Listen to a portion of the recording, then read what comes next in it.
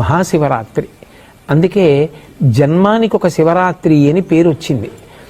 ఆ మహాశివరాత్రి మాఘమాసంలో వచ్చేటటువంటి కృష్ణపక్షంలో అర్ధరాత్రి వేళటికి చతుర్దశి పరివ్యాప్తమైతే దాన్ని మహాశివరాత్రి అని పిలుస్తారు.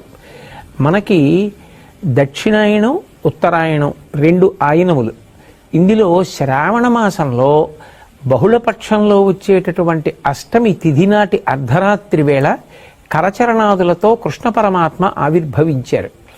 ఆయన అర్ధరాత్రి రావడానికి కారణం జగద్గురువై లోకమునకు అజ్ఞానపు చీకట్లు పోగొట్టి దేశకాలములతో సంబంధం లేకుండా అందరూ తరించడానికి వీలైనటువంటి ప్రస్థానత్రయంలో ఒకటైనటువంటి భగవద్గీతని ఇచ్చారు.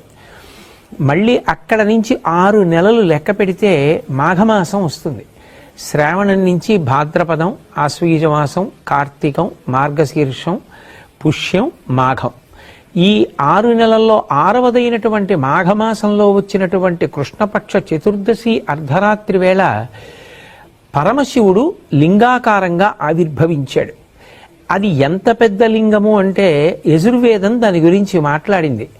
ఆ పాతాళ నభస్థలాంత భువన బ్రహ్మాండ మావిస్ఫురత్ జ్యోతిస్ఫాటిక లింగమౌళి విలసత్పూర్ణేందు వాంతామృతై అస్తోకాప్లుతమేకమీశమనిశం రుద్రాను వాకాన్ జపన్ ధ్యాయేత్ ఈప్సిత సిద్ధయే ధ్రువపదం విప్రోభిషించేచ్చివం బ్రహ్మాండ వ్యాప్త దేహా భసిత హిమరుచాభా సమానా భుజంగై కంఠే కాళాః కపర్దా కలిత శశికళాశ్చండ కోదండహస్తా త్రిక్షా రుద్రాక్షమాలా సులలిత వపుష శాంభవా మూర్తిభేదా రుద్రాశ్రీ రుద్రసూక్త ప్రకటిత విభవాన ప్రయచ్చస్తు సౌఖ్యం అంది.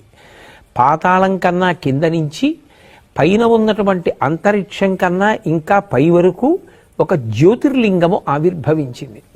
అర్ధరాత్రి వేళ బాగా కంటిని ఆకర్షించేది ఏది అంటే జ్యోతి.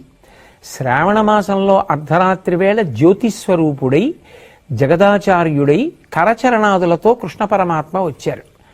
6 నెలల తరువాత అర్ధరాత్రి వేళ కరచరణాదులు లేవు, కానీ ఒక రూపం ఉన్నది. అందుకే అరూపరూపి అంటారు శివలింగాన్ని. అంత పెద్ద శివలింగం జ్యోతిస్వరూపంతో ఆవిర్భవించింది. అంత పెద్ద జ్యోతిస్వరూపమైనటువంటి జ్యోతిర్లింగం కనుక అది అజ్ఞానపు చీకట్లు పోగొడుతుంది. అటువంటి శివలింగం ఆవిర్భవించినటువంటి రోజు ఏది ఉన్నదో దానినే మహాశివరాత్రి అని పిలుస్తారు.